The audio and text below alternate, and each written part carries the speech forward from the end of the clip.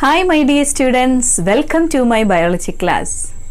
We have learned about two different types of animal tissues such as epithelial tissues and connective tissues in the previous sessions. Today we are going to learn about muscular tissues.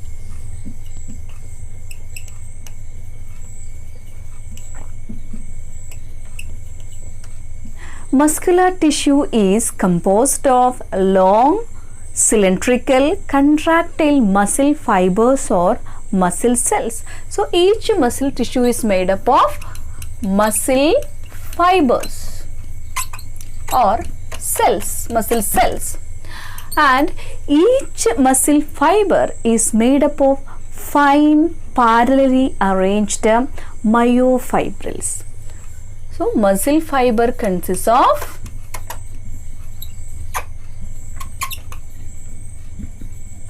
myofibrils.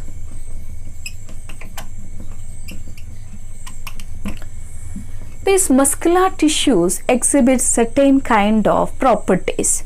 Those are excitability,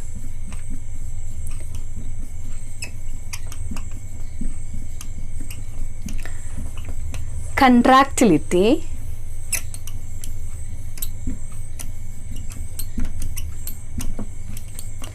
extensibility,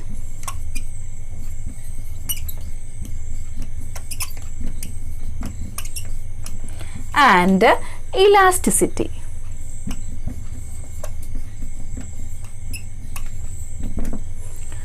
On stimulation, the muscle tissues exhibit contraction, thereafter they relax. Such alternate contraction and relaxation of the muscle fibers cause movements. Thus, muscle tissues bring about movements and locomotion of various body parts or organs. Most of the muscles are attached with the skeletal system so that they mainly involve in the body movements. At the same time, the muscular tissues provide the structure, shape and strength to the body. Do you know the number of muscles that are present in human body? The number of muscular tissue, especially the skeletal muscles, are more than 650. So that it gives a particular pattern or structure or shape to the human body. They also provide strength, structure and shape to the body, and at the same time they help in movements of the body. Now let's study the different types of muscular tissues. Muscular tissues are of three types. Those are skeletal muscle, smooth muscle and cardiac muscle. Let's study the characteristic features of each type of muscle. First of all, skeletal muscles. Skeletal muscles are mainly attached with the bones. So the first point, attached with bones. They are attached with the skeletal system of the body so that they mainly involve in the locomotion and movements of the body organs. These skeletal muscles are also known as striated muscles. Striated. So look at the diagram here. In the diagram, you can observe the dark and light striations or stripes. When we observe it under the microscope, these striations are appeared as stripes, so that these are known as striated or striped muscles. The dark and light bands are exactly the muscular proteins such as actin and myosin. These actin and myosin are two contractile proteins. The actin is the thin band and the myosin is the thick band. These are arranged as in a specific manner or in alternative manner in the skeletal muscle fiber. They coordinate the movement of the skeletal muscles. These muscle fibers are cylindrical in appearance.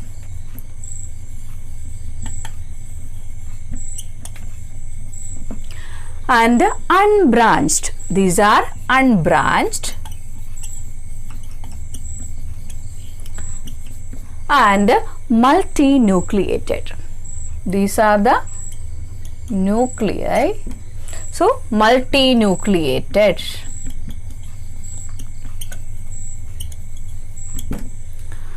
And while working continuously, these type of muscles show fatigue. Shows fatigue, muscle fatigue. Okay, these are mainly attached with the limbs and hands of the human body. For example, biceps of the upper arm of the human body.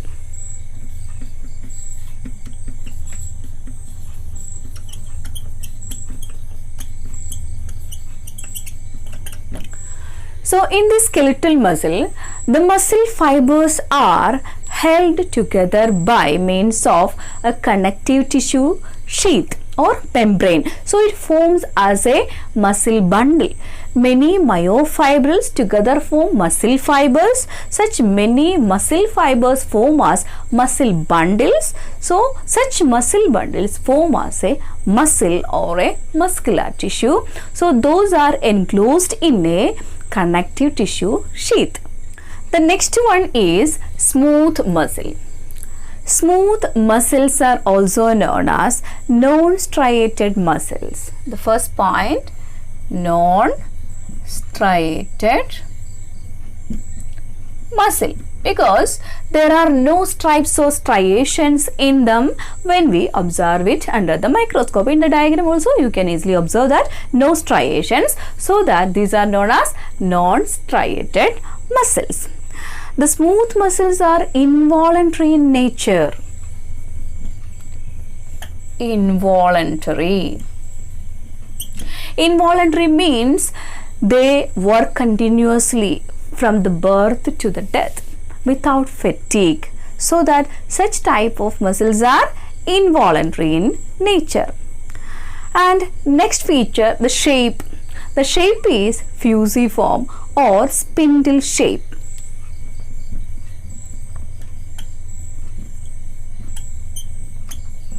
Spindle shaped structure, and it is uninucleated.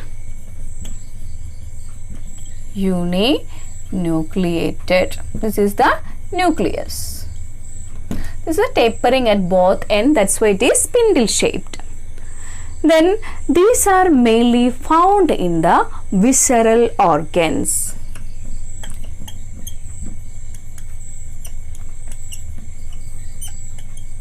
Especially in the blood vessels, stomach and intestine. So these organs work continuously without fatigue. Example, blood vessels, stomach, intestine, etc. consists of the smooth muscles. It does not show fatigue.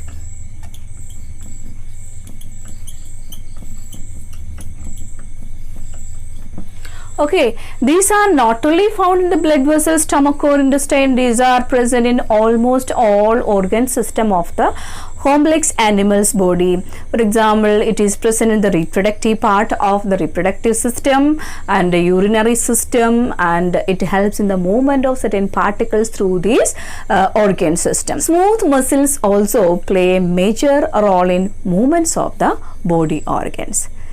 In the smooth muscle fibers, the cell junctions hold the muscle fibers together, and these are enclosed in a connective tissue sheath. So they are protected and form as a bundle by connective tissue sheath.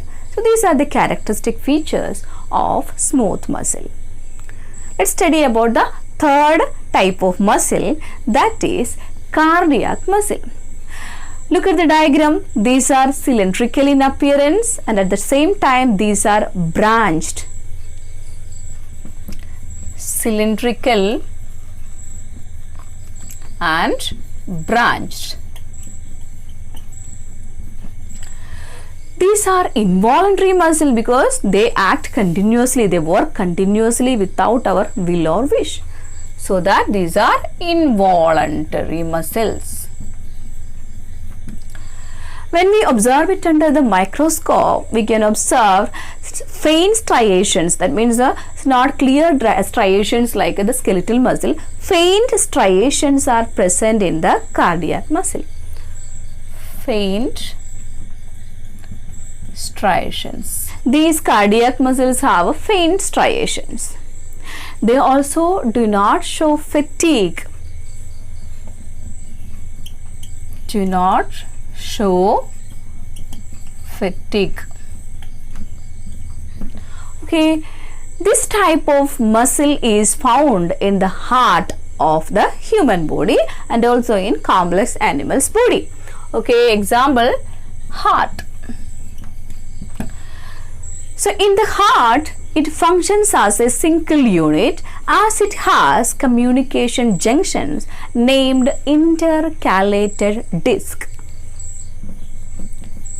Intercalated discs. These are the communication junctions.